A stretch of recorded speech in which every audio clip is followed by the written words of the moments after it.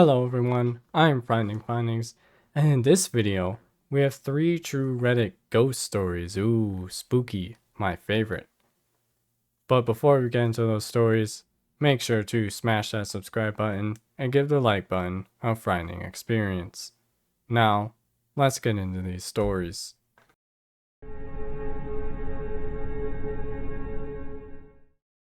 Texas I-10 to I-20, the man in white.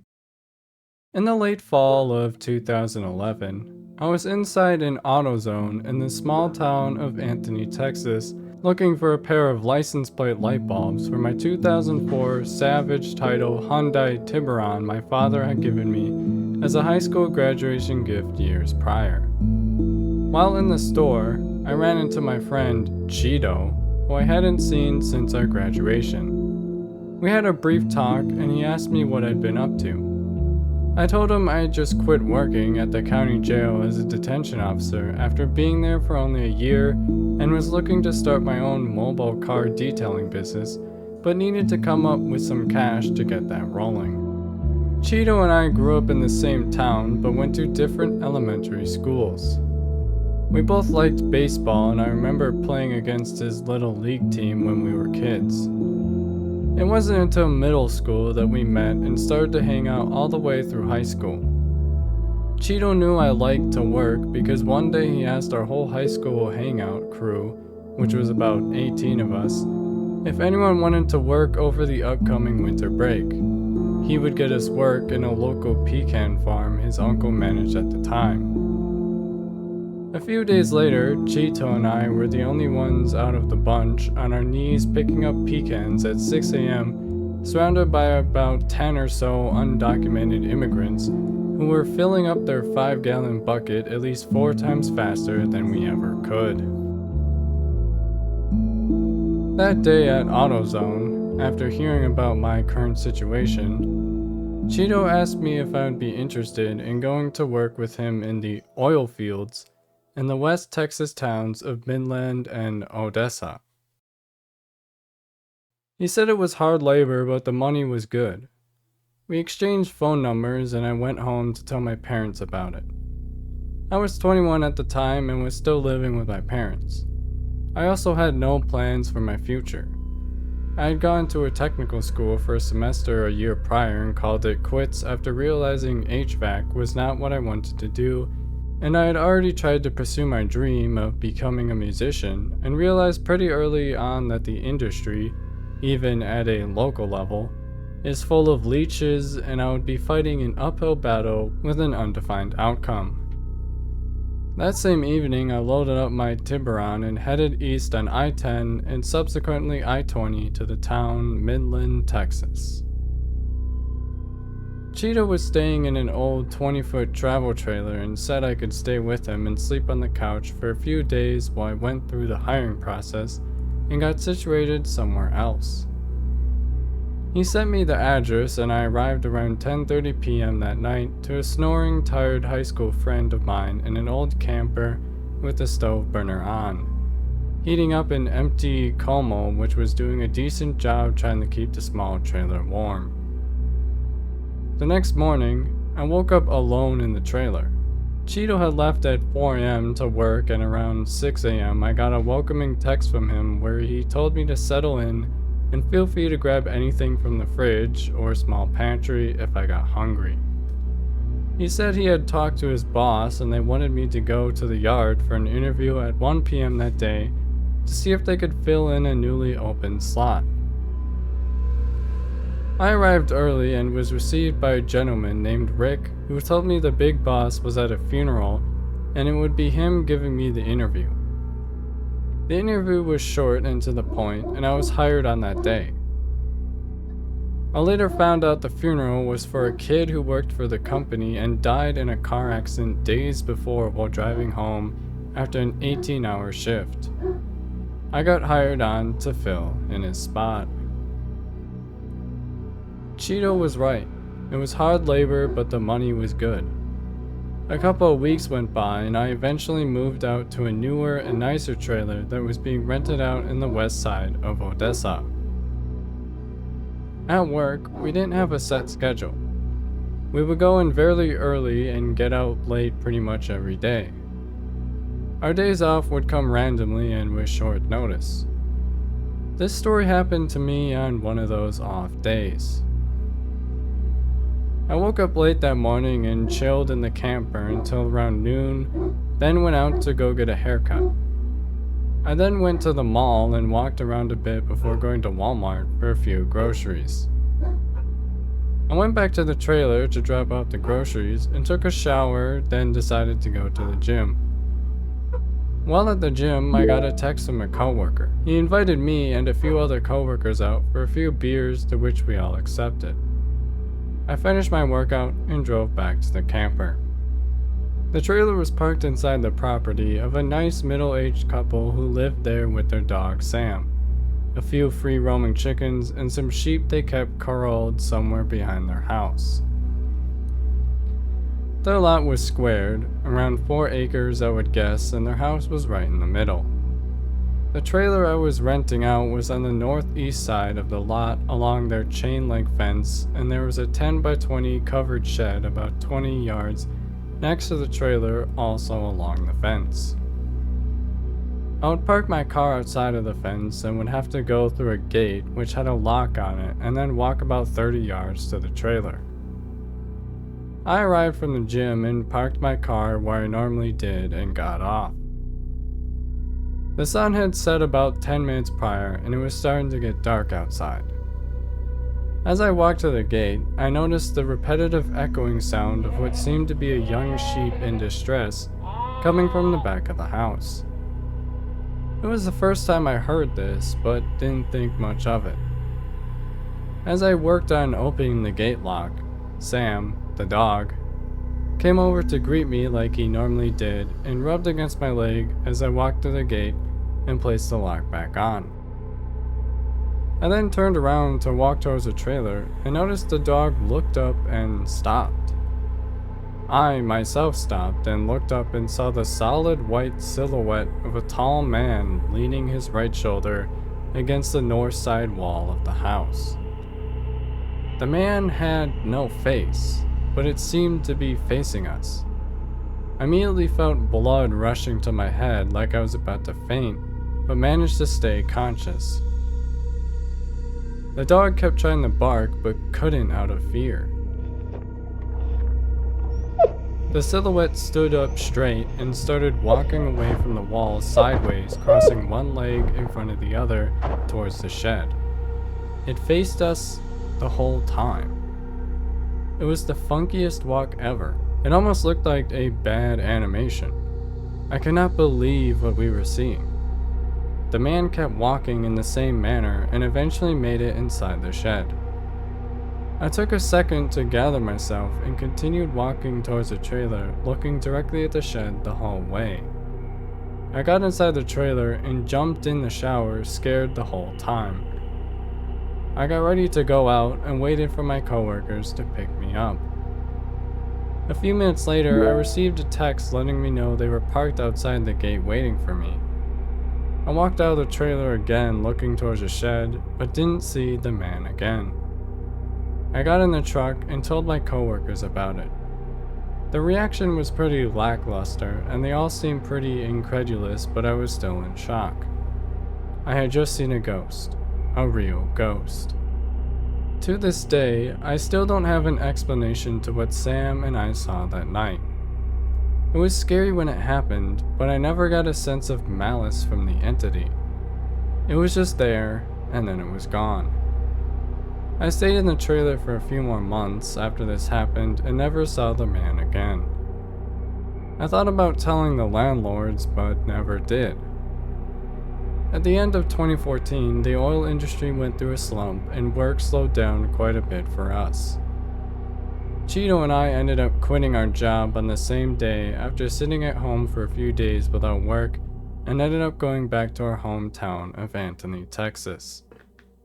Cheeto went on to get his CDL and drove a truck across the country before becoming a union plumber, and I started my detailing business.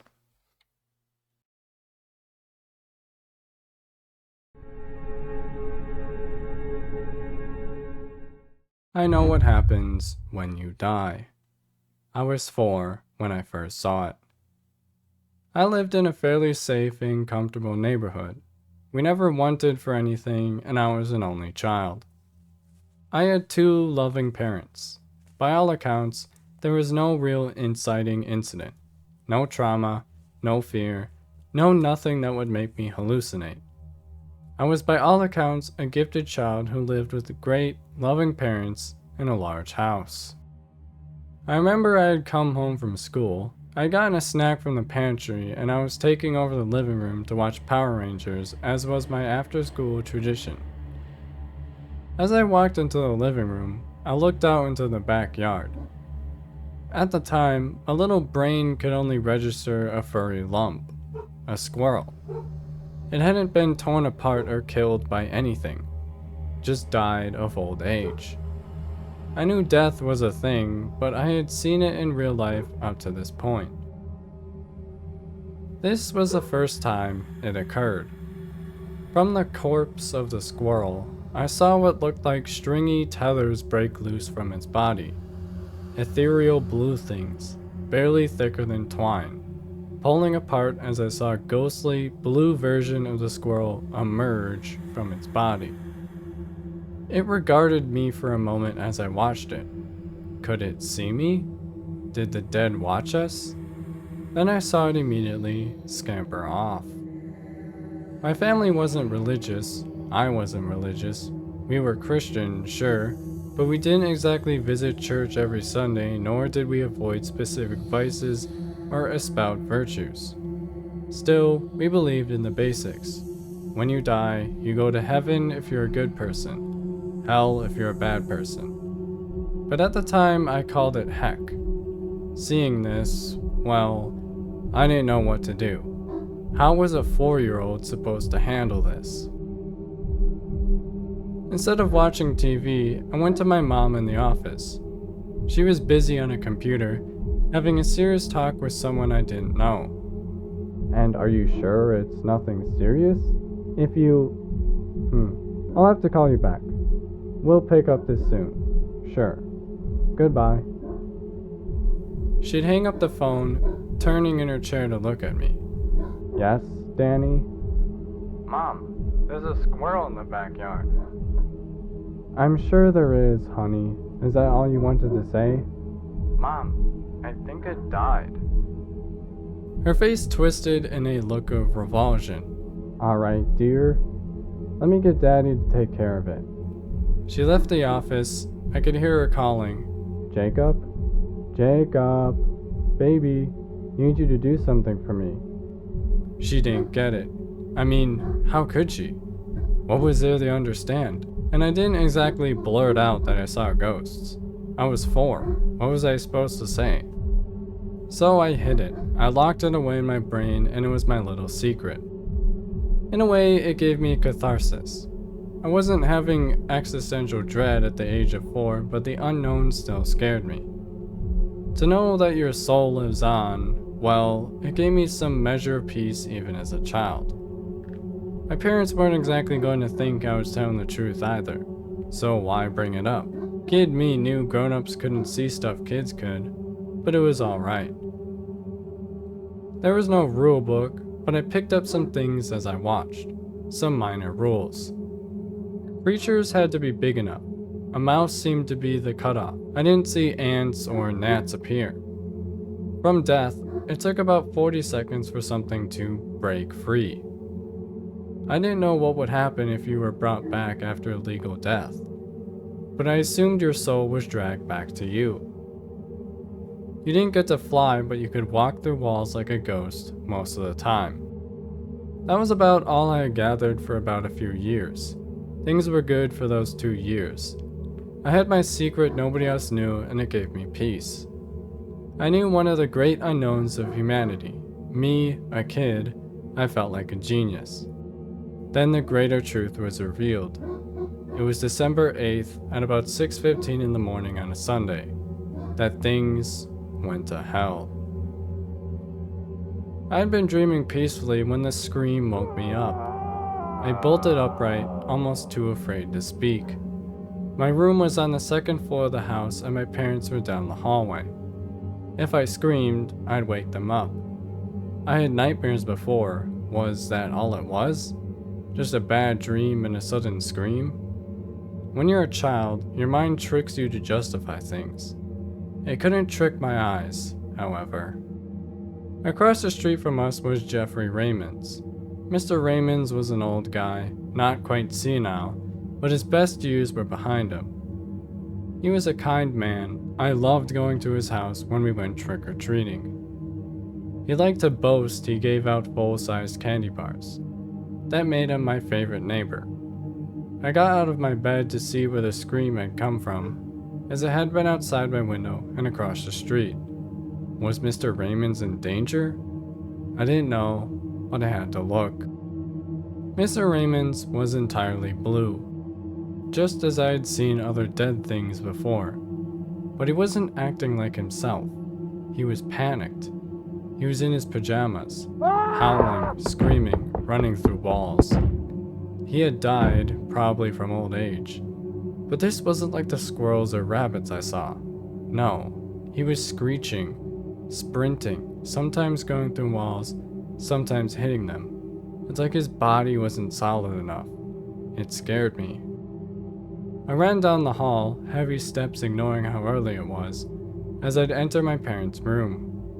I went to my dad's side of the bed. "Dad," I'd say. "Dad, wake up. Can you wake up?" He'd groggily groan, leaning over to look at the alarm clock. "Hey bud, it's really early. You okay? Nightmare?" he'd ask, sitting up from the bed. Mom wouldn't wake up, heavily sleeping. "I think something bad happened to Mr. Raymond's." Why so, buddy?" "Just a bad feeling." "Nightmare?" "No, can you go check on him?" Mr. Raymond's might be sleeping. You know he's an old guy," Dad told me. "Dad, please. Can you, please?" His eyes said, "I'm not going to sleep until I do this, am I?" But his face said, "Anything for you, sport." He'd push himself up, getting his slippers on. All right. I'll go check on him." As Dad went down the stairs, I returned to my room. I'd watch from the second-story window, hearing him open and close the door. Dad waved at a passing jogger, exchanging a quick discussion before he'd walk across the road.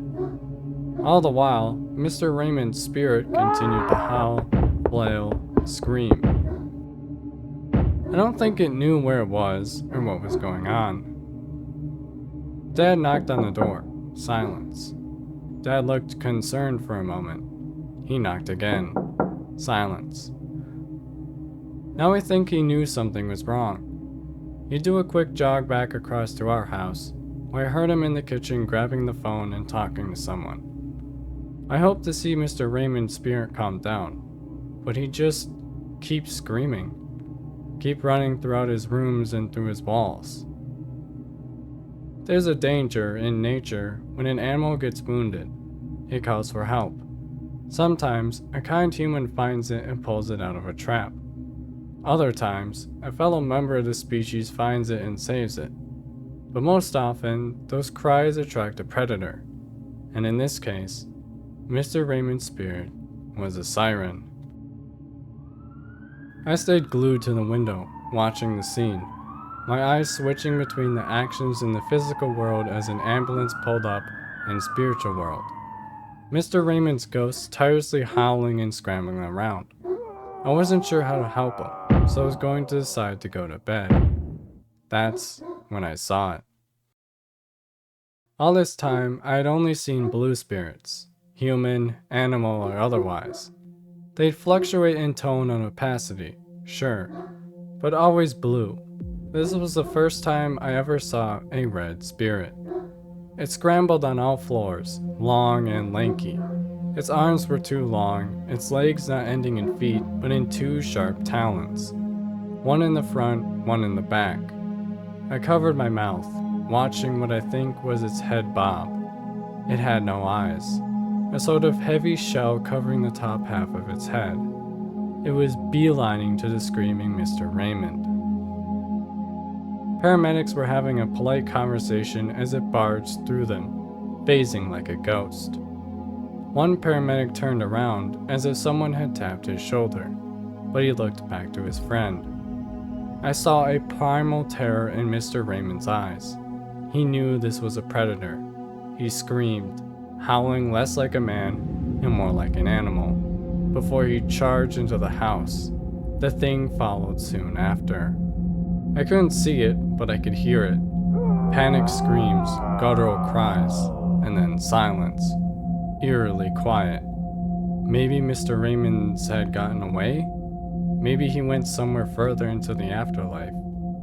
A child struggled to comprehend non-existence, and the universe was now asking a child to comprehend what came even further after. Nausea was going to overtake me before my dad went into my room, making me turn away from the window. "Hey, kiddo. Hey. Mr. Raymond's, listen, yeah." He seemed unsure of how to broach the subject. Doubly so, considering I somehow knew Mr. Raymond had died. "It's okay, Dad," I whispered. "I thought it was a nightmare, but..." "Bad dreams, I know. Hey, listen. Do you want some breakfast? Whatever you want." "No, I'm not really hungry right now. But thanks, Dad. I love you lots." "Love you too, buddy." Dad closed the door, probably wanting to give me some peace while I processed this. There were things to process, to be sure, but I didn't want to speak on it. I turned back to the window, watching to see if the red thing had gone. It hadn't. The red thing now stood in the middle of the street, hands twitching. Hands that ended in knives, not fingers. And it was staring at me without eyes. I covered my mouth in horror. Kid logic said that safety from monsters was always under the blanket. That made sense to me, scrambling under it as I got away from the window. Maybe it hadn't noticed. Maybe it was just a coincidence. Did it want to get me next? Did it want to kill me? The blanket covered me, head to my knees as I hid. I didn't need to see it. I could hear it. The clicking and clacking of its knife fingers on the walls. The red glow as it moved inside my room. I was trapped under my blanket, quivering.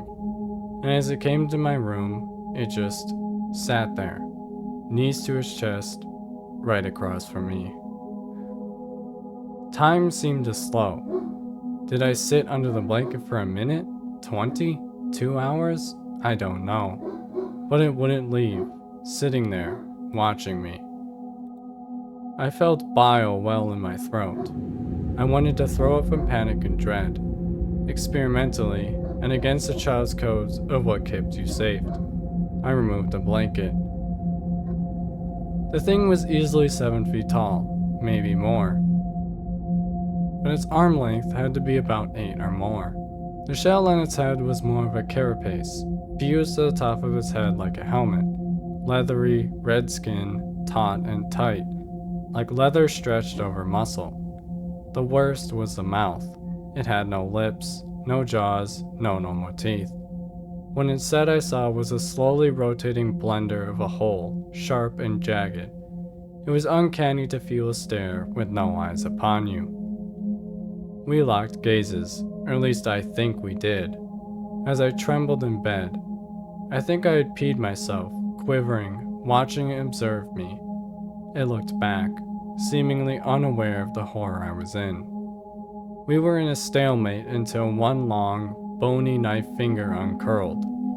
I watched that knife etch into the wall of my room, not damaging the physical space, but doubtlessly marking my room in the spirit world. It read, "Can you see me?" I looked at the wall, then to it, then to the wall. I nodded. Its razor maw rotated, sharp and jagged teeth spinning. "Can you hear me?" it asked. its voice guttural, like it came from a drainpipe clogged with muck. I nodded. Of all the words to come out of its mouth, I didn't expect what it said next. Sorry, I didn't want to scare you. Sorry? A monster, made of knives and jagged pieces, was apologizing for scaring me? Can you hear me? I asked back. Yes. We stared at each other for an uncomfortable amount of time. How did you know I could see you? Your eyes. They're like a lighthouse. When you looked at me, I thought I was in a spotlight. Did you hurt him? I asked bluntly. Did you hurt Mr. Raymond's? Was that his name? It asked. Yes, I did. I'm sorry. Things are different when you cross over. But that doesn't make it right, I'd argue. It looked at me, seeming to finally parse that I was a child, before it tilted its head. You will understand in time. What's your name? I shouldn't talk to strangers. I don't want to be a stranger. You're the only voice I've heard since crossing over. It paused, as if trying to figure out how to communicate with a child. Then what's your name? Strangers don't give out their names. I don't have a name. It responded. I looked at him. It occurred to me in some childish capacity that not having a name was bad. I looked him over, quivering, ignoring the panic. He might look scary, but he was being too nice, too polite. Just because someone looked horrible didn't mean they couldn't be good. Rocky, I'd say. Your name is Rocky.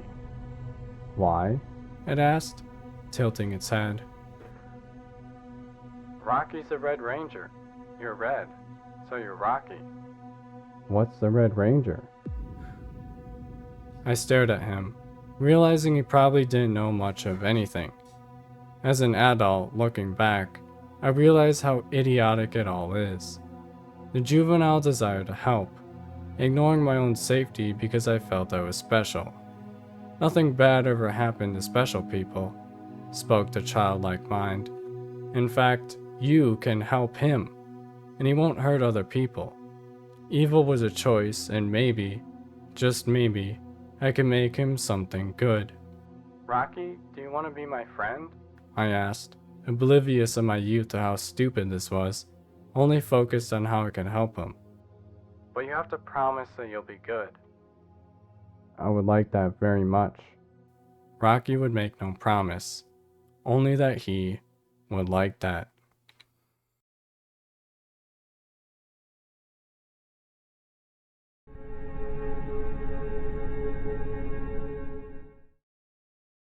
I don't believe in ghosts, spirits, or anything supernatural, but what happened that night was weird. It was my senior year of high school, and my two friends, Nick and Noah, and I had this weekend ritual, exploring any supposedly haunted place we could find. We'd scour the internet for lists of local ghost stories and creepy spots, ticking them off one by one. Most were disappointing, just urban legends or strange coincidences. There was a forest where there was a light at a specific time in the night. We never saw it. There was a bridge where you were supposed to honk at midnight, flash your headlight 3 times, and something magical would happen. Nothing ever did. Then, we saw a name at the bottom of the list, the Norp House. Apparently, it was once a plantation house. When Union soldiers came to free the slaves, the owner hung them from the trees surrounding the property rather than let them go. Over time, the house had fallen into disrepair, with just enough updates to make it livable before it was abandoned for good. After some debate, we decided to explore the house. So the weekend rolled around, and around 3 a.m., we packed into my Pontiac Bonneville for the 30-minute drive to the house. The rain was light but steady, the kind that settles into your bones, and the roads dead. I know it was 3 a.m., but we saw not a single car. The house was set back from the road, gated off, with only a small gravel lot nearby where we could park. It seemed like a maintenance area for the adjacent railroad. The lot was clearly visible from the road, and we joked nervously about how easy it would be for a cop to see my car and suspect we were up to no good. Still, we had no other choice but to park there. The first thing we noticed was the gate, or rather, what was left of it. 2 brick pillars flanted the entrance to a long, overgrown dirt driveway. Whatever gate had once been there was gone, replaced by 3 cement blocks that made it impossible for cars to pass through. We climbed over them, officially stepping onto the Norp property. The online list had called these brick pillars the gates to hell, claiming they had some mystical effect on anyone who walked through. I didn't feel anything supernatural, just the chill of a damp October night. As we continued down the path, the woods grew thicker, and without our flashlights, we would have been lost. The trail was barely visible, and we kept stumbling, losing our footing in the mud. After what felt like hours of navigating through the trees, we reached a shallow creek. I crossed easily, thankful for my waterproof boots, but Noah, who'd worn slides of all things, cursed under his breath as he waded through. Just when we started doubting whether we were even on the right path, I shined my flashlight ahead, and there it was. A massive white wall loomed out of the darkness, so sudden and imposing that it made my heart skip a beat. The house seemed to have materialized out of nowhere, its decrepit form nearly swallowed up by the overgrowth. The roof had partially collapsed, scattering debris across the yard, and part of the basement wall had caved in, exposing its insides. A rusty air vent dangled precariously from the basement ceiling, creaking in the wind. We approached the house cautiously, circling around the side in search of the front door. The property was so overgrown that we felt like we were trekking through a forest, vines and thorns tugging at our clothes. Then we heard it. A faint shuffling sound just ahead of us. We froze, exchanging uneasy glances. It was the kind of sound that made the hair on the back of your neck stand up, as if something, or someone, was stirring in the basement that had access to the outside thanks to a broken down wall. My first thought was that a homeless person had taken up residence in the house, and we were about to trespass on their territory. See, I knew it wasn't a ghost, but I thought it was either a guy or a deer about to charge me. Back up, I whispered, motioning for Nick and Noah to retreat. We all backed a few feet, then stood still, straining our ears, and the shuffling sounds grew louder. The wind had died completely, and yet the noise continued. Is that a guy or an animal? I called into the darkness, gripping my pocket knife tightly. In retrospect, it was a dumb question. I mean, what was I expecting? An animal to answer, "Hey, yeah, I'm just a raccoon." Still, the tension was palpable, and I wasn't taking any chances. I edged forward, my knife at the ready, the shuffling sound intensifying with every step I took. One step closer, another, and then I saw it. The terrifying creature responsible for all the noise. An armadillo. The 3 of us relaxed, the tension evaporating as quickly as it had come. I pocketed my knife, feeling both ridiculous and relieved. We inspected the little fellow just minding its business and decided to leave it be and not explore the basement. We continued our trek around the house, finally reaching the front door. There wasn't actually a door there, but I assumed that's where the door was supposed to be. Inside, the house was even worse than we'd imagined. The floors were covered in shattered glass, walls battered as if someone had gone at them with a sledgehammer, graffiti covering the few walls that remained. Some of it surprisingly artistic, some of it just messy tags. The layout was straightforward, 4 rooms on the bottom floor, 4 on the top. The fourth room on the bottom floor was completely caved in. The floor had collapsed, creating a hole that led straight down into the basement. The floor above was in nearly as bad a shape as the one below, so we decided to steer clear of that area and head upstairs instead. We passed the stairs leading to the basement. Well, I guess they weren't stairs, as there were none, just a sheer drop. I was relieved I had my flashlight. Without it, I might have missed a 9-foot drop onto the rubble and concrete below. The stairs up were steep and creaky, their worn carpet treads barely clinging on. Upstairs, the back left room contained remnants from previous explorers, a grill and a few beer cans. I guess the people before us were much less creeped out than we were. Eventually, we finally reached the master bedroom, essentially 2 rooms without a separating wall. The room is empty, covered in graffiti, and still without any furniture. At this point, no ghosts had shown themselves, so we decided to bring out the big guns, a Ouija board. Nick had brought it along, and we set it up in the middle of the room. I placed my phone leaning on the support pillar in the middle of the room, providing light and filming the session.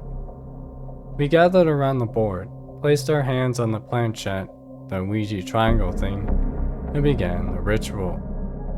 The first question we asked was, "Is anyone there?" To our shock, the planchette began moving. We were all adamant we weren't moving it. I still talk to Nick all the time, and he still promises that he was not moving it. And Noah also promises it wasn't him the last times we talked about it. The answers it spelled out were nonsensical, random letters and numbers that didn't make any sense. We kept asking questions and we would keep getting random letters as answers.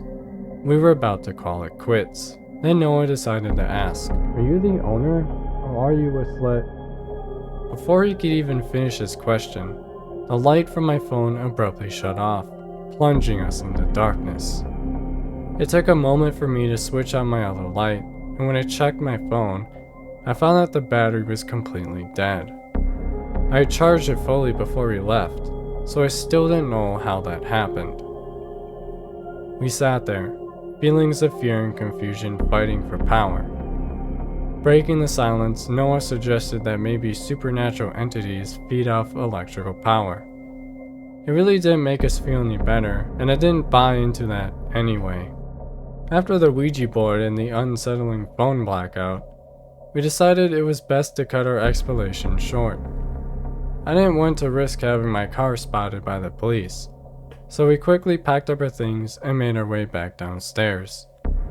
As we passed the gaping hole leading to the basement, the graffiti, and the destroyed walls, the cold autumn rain hit us again as we stepped outside. We made our way back to the rear of the house, glancing back at our armadillo friend, who seemed to have found shelter from the rain among the remains of the basement. As we made our way through the trashed rear of the house, the silence was suddenly shattered by the roar of an engine. The sound was coming from the direction where I had parked the car. There shouldn't have been anyone else around. We heard the sound of tires screeching and gravel being kicked up. Panic set in. We immediately assumed that high schoolers, or someone, were messing with my car. We decided to run back to the car as quickly as possible. In my mind, I hoped I locked the doors or that they wouldn't break in. Mud covered our shoes and pants as we sprinted through the creek and up the trail. I was no longer cold, but instead sweating from the running. Reaching the gravel lot, we jumped over the concrete blocks at the gate to hell and finally arrived at my car. We stopped. There was no one around. The engine noise had completely stopped, and there was no sign of anyone having been there. Looking back, I don't even remember the sound fading like they were driving away. It's almost like it just stopped. Like something wanted us out of the house and did whatever they could to make that happen. And it worked. We got into the car, locked the doors, and went home, relieved that no one was hurt and my car was unharmed. To this day, I don't believe in the supernatural. But that night, Yeah, that night was weird. And that's my story.